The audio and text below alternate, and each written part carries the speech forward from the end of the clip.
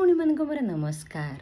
मु उत्कलवासी को मार्च 20 पखाला दिवस शुभेच्छा जनावछि। ता सहित यही पखाल कौन मेडिसिनल प्रॉपर्टीज आयरे कौन भल गुण अच्छे जानिच।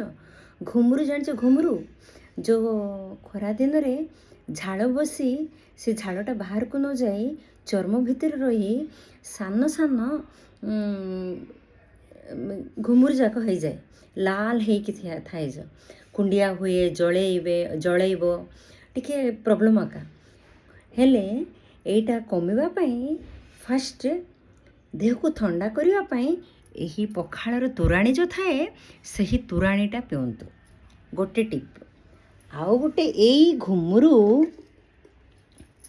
कमिबा पई लेंबू जो थाए नहीं कि लेंबू तुम यूज करदेबा चपा को नहीं कि जो स्थान रे घुमुरु थिबो एई प्रकार रे रब कर दियो।